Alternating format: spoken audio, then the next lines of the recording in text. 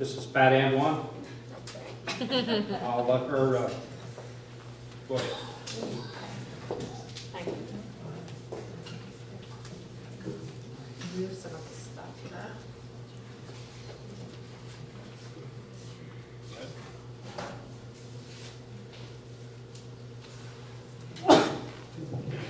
First of all, I think I need to plead guilty. The reason I'm pleading guilty is I've been accused of planning this meeting. And I would certainly hope that some of you don't hold this against me, because I have been extremely impressed with our two speakers for the school board. Thank you so much for coming.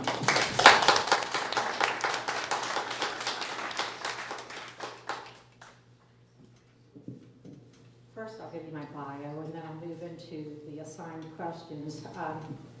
My name is Pat Andwan. I'll be drawing Medicare next month, so I'm one of these wiser people. I'm not sure all of the things that I'm supposed to get a Buckeye card and all those kind of things down. But what comes with age, I think, gives you a frame of reference to look back on your life, so I'll do that. When, in 1976, my husband lost his job, and we decided to buy a rental property. Found this little bitty ad in the newspaper. It was a 4-family building in a place called Greenhills. We had never even stepped foot in this town. So anyhow, we went over and took our 2 little ones with us to the door, and it was just, it just was so different than Mount Healthy, because that's where we lived, and we just never came this direction. Fell in love with it right away. So during the years since 1976 through, well, up to 96, we owned that 4-family building, and my family lived in the unit that I live in right now, number 32. It's the end of Chalmers. So that's when my love affair for Greenhills started. It was back when Gill's Variety Store was still here, the IGA store, the UDF, the bakery, all those good things. But grew up in northern Kentucky, was one of 6 children, and moved to Ohio when I got married. I'm not sure what else you need to know about me other than this brochure that I took door to door, kind of gave my bio to everybody. I guess I'll touch on a little bit of it. I've worked for Internal Revenue 2 different times as a tax examiner, and right now I'm working part-time for the U.S. Census Bureau. I was a supervisor for Census Bureau last year during the decennial census. I have a BS in Management and Accounting from the College of Mount St. Joe, and I went back to school in late life, so it was in 1991 when I graduated. And I did manage to graduate magna cum laude. I think there's a lot to be said about going back to school when you're older, because sometimes you work harder. I do have a background in home inspection and property management. I've managed both commercial, office, residential, and shopping center properties. So what we have here in Greenhills, to have a candidate that can bring those kinds of talents to the table, I think it's very valuable. I took courses in design, operation, and management of building systems. I've owned historic properties since 1976, and I've attended both the parliamentary procedure courses 2 different times, the Ohio Sunshine Law seminars, and the Ohio Ethics seminars. I think this is a critical foundation for someone to serve in an open and transparent format in government. My professional experience, as I explained, was Census Bureau, and I also worked for Finneytown and Lakota schools as an assistant to their treasurer. So when it comes to looking at books in government accounting for fund accounting, that was very helpful to me when I went to inspect some of the public records for the village. Also, my tax examiner experience kind of came in handy there as well. So my community involvement would be that I've attended most all of the village council meetings for the last 4.5 years, and some people say, I can't lean into this thing any longer. Some people say that you know, I've been kind of in what you would call like the understudy position for someone on a Broadway play, because I've been going to all of these meetings, and sometimes their meetings almost look like something that's come out of a circus or whatever. And that's the kind of thing that I think we need to start honing in on, having the proper decorum, those kinds of things as those meetings go on. I volunteered today down at Children's Hospital. I work in the sewing room down there, so every Monday that's where you'll find me. On Tuesdays I work at the quilting ministry there at the Presbyterian Church. I go to Maple Knoll Community and I do pet therapy with my dog Jack. So that kind of gives you a peek into my life. One other things I guess I'm noted for is that I'm the lady that took her little red wagon throughout the community back in 2007 and painted all of the street signs. So the interior of my car is dappled with that green and white paint. So that's kind of my memory every time I get in my car. Okay, you can start. Okay, the first question we're supposed to address is, why did you decide to seek public office? Well, in 2006, I was looking at how the village had started purchasing all this property and were really not managing it very well. So I wrote a letter to the mayor and I said, you know, you guys don't know what you're doing with this property, and maybe I could help you. I'm almost a certified property manager.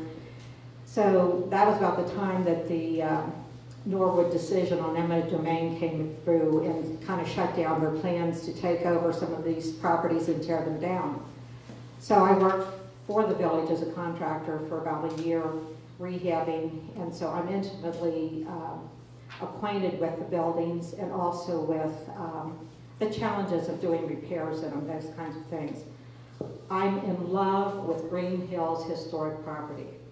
I think it's been very underrated in terms of many people think that, well, it's way too costly to repair, but the thing is they're built so solid that you can't buy anything on the market today that would come close. So I think that is one of the things that when I realized right before I quit working for the village that there was an intention to tear down my street, meaning that my house at the end of the street was going to go, all of a sudden lots of red flags went off, and I decided to become active and pay attention to what the village was going to do, because I could be losing my home. So that's one reason. Another reason is once I started going to council meetings and watch how they were conducted and finding out that they weren't having like open meetings, they were almost rude to anyone that walked into the room. And why are you here? You know, it was not like the government of, by, and for the people. They were like abrasive because you actually came. So that was another reason that I felt like we need to start getting back to democracy where they understand that they're public servants working for us. So I started looking at public records and was dismayed at a number of the things that I found. So without dwelling on that too much more, I will go into what my priorities would be. I believe I'm the only candidate for council who has gone to the trouble of bringing you full disclosure on who I am. I've been cleared by the FBI 4 different times, so I know some people have heard you have had all kinds of terrible statements about I rob banks, I knock kids off of bikes, and all kinds of things like that, but it's really not true. Those are all just little stories that you hear around town. My primary objective is to have a performance audit done for the entirety of Greenhills operations. Now, why would you want to do that? Well, keep in mind, I worked for the village for one year. One of the first things they did was hand me the credit card. There were no purchase orders, no limits, whatever, just hand me the credit card. Now, Dave Moore kind of knew who I was, but what was to keep me from going and buying stuff for my pleasure? But anyhow, I just want to tell you that The accounting in our community government is way below par, way, way below par. I will say they can pass audits because all that auditors do is come in and they pull certain documents and see if they've got the matching invoices to go to them. But if you read any of the management letters that have been issued to the village, it indicates they're not even using generally accepted accounting principles, which for someone with an accounting background, that's scary. So that's where I think we can start getting back on track, is having that performance audit.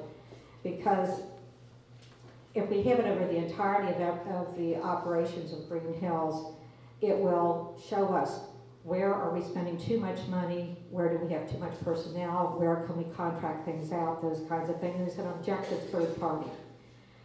Ohio has a LEAP program, which is designed to help small communities get the funding that they need to do these kinds of audits. And so you don't even have to pay for the audit until the following year once some of these savings are realized. I also would like to see the property maintenance and building codes enforced. I'm probably the only candidate that has gone door to door multiple times to every residence in this community. And it is interesting how you'll have a 360 quality. You've got some people that just, if a leaf hits the lawn, they got it picked up right then. And there's other people that you would swear that they never made any effort at all to keep their property up. And a lot of rental property tends to be that way. And I will point out, actually, that if you look at the number of properties owned and the quality of repair, not the quality, that lack of quality, let's put it there, the maintenance needs, the village would be right at the top of the list as terms of slum landlords. They have a building across the street from me where people cannot even open their windows. There's water that goes into the crawl space, so there's mold that they're inhaling. There's paint that's peeling. These people are reluctant to complain for fear that they'll be told to move or their rent will go up. The last thing that I wanted to have as a priority was to see that our Greenbelt community stays at the top of the chart for Tree City USA.